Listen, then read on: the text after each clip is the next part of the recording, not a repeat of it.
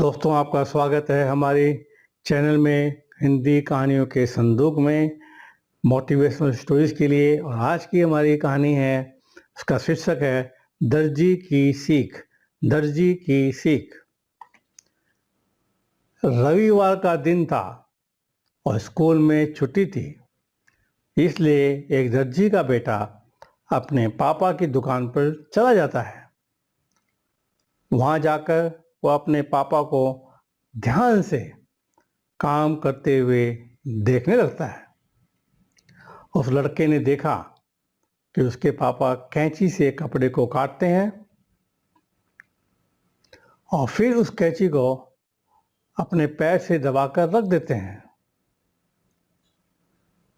उसने ये भी देखा कि पापा सुई से कपड़े को सीते हैं और बाद में सुई को अपनी टोपी पर लगा देते हैं। इस लड़के ने जब बार बार अपने पिताजी को ये प्रक्रिया करते हुए देखा तो उससे रहा नहीं गया। उसने अपने पिताजी से कहा, पापा, मैं आपसे एक बात पूछना चाहता हूं।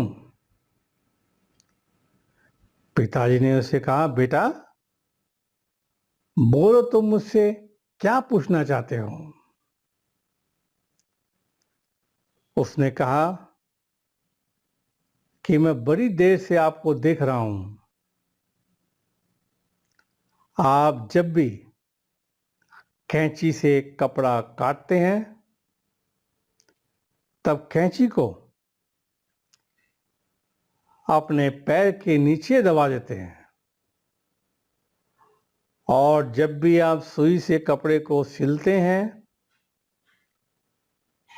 तब आप सुई को अपनी टोपी पर लगा लेते हैं। पापा, आप ऐसा क्यों करते हो? पापा, आप ऐसा क्यों करते हो? पिताजी ने अपने बेटे को समझाते हुए कहा कि बेटा,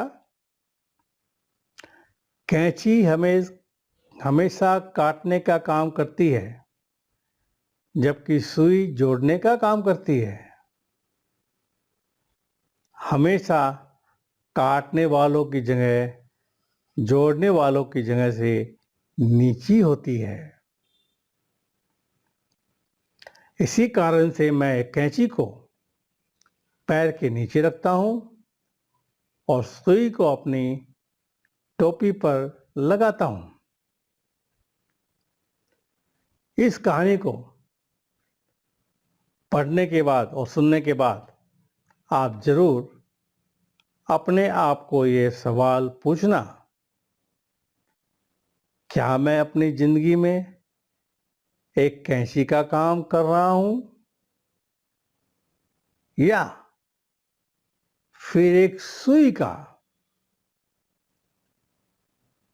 ये बात हमेशा याद रखना कि रिश्ता हो या फिर कपड़ा, काटने वालों का स्थान और अहमियत हमेशा जोड़ने वालों से नीचा और कम ही होता है।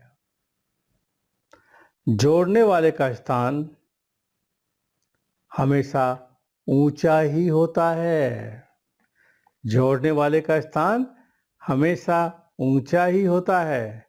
तो दोस्तों, इस कहानी से आपको क्या सीख मिली हमें बताइए कमेंट में। और कहानी अच्छी लगी तो लाइक कीजिए, सब्सक्राइब कीजिए, शेयर कीजिए। और अब तक अगर आपने बेल बटन नहीं दबाया तो बेल बटन दबाइए, जिससे आपको हर बार हमारी नई कहानी मिलेगी। और जल्दी मिलते हैं दूसरी कहानी में। Thank you.